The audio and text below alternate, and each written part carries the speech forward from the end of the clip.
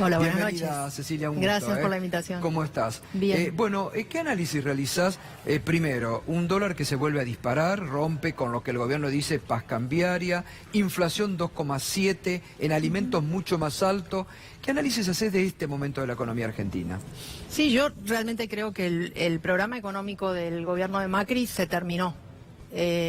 No hay tal cosa como un programa, lo que hay es un programa con el Fondo Monetario Internacional en donde, asociado a un préstamo muy grande, vienen una serie de condicionalidades, que son las condicionalidades esperadas para un organismo internacional como el Fondo Monetario que te presta semejante cantidad de dinero. Ahí vos perdés total soberanía sobre la política económica y entonces las disposiciones son las disposiciones que le convienen a la economía internacional, digamos. Es bastante claro cuál es, digamos, cada país tiene que defender su producción y su empleo.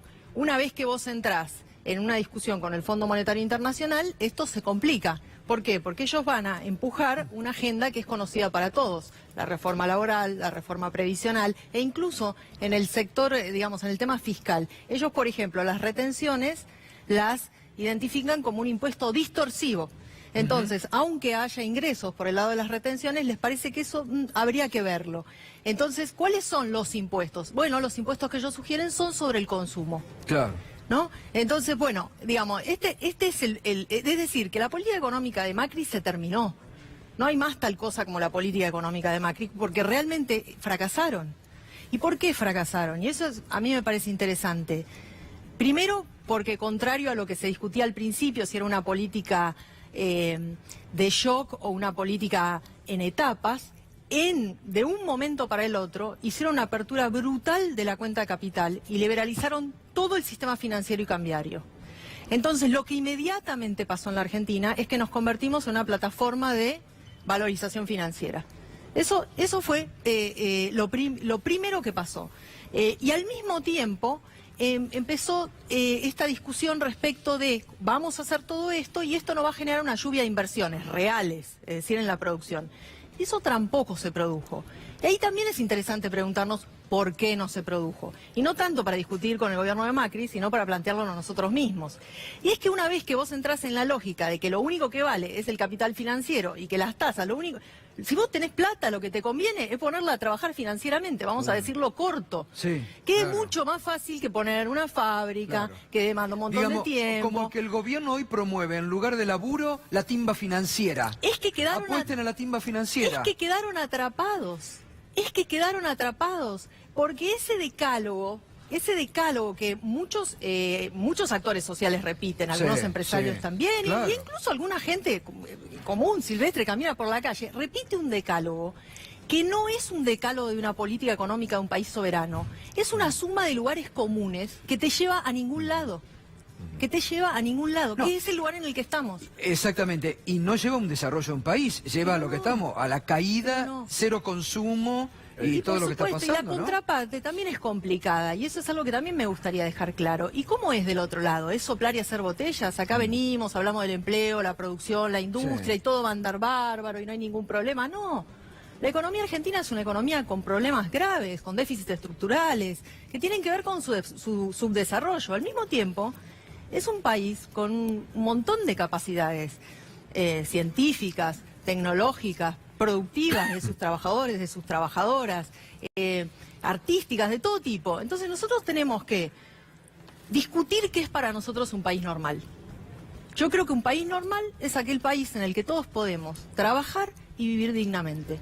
Y creo que todas las políticas económicas tienen que estar enfocadas en ese sentido. Y no podemos tenemos que ser pragmáticos, no podemos repetir el decálogo de otros y tampoco podemos repetir nuestro propio decálogo cuando hay cosas que no nos funcionan.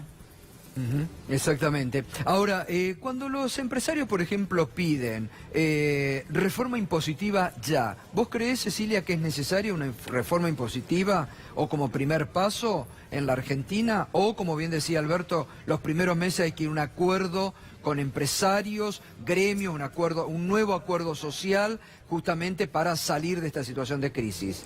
Bueno, está claro que esa mesa sí es imprescindible porque estamos en una situación extrema. La economía argentina está en una situación muy preocupante. Esta PAX en la que estamos, más allá de cierto movimiento del tipo de cambio en los últimos días, no refleja la situación estructural en la que estamos, de gran estrangulamiento externo. No estamos en una situación caótica simplemente porque el Fondo Monetario va desembolsando una cantidad importante de dólares en cada revisión. Una vez que se terminen esos dólares, no hemos recuperado la confianza, que era uno de los objetivos del programa con el Fondo Monetario, y tendremos que ver de dónde sacamos ese dinero.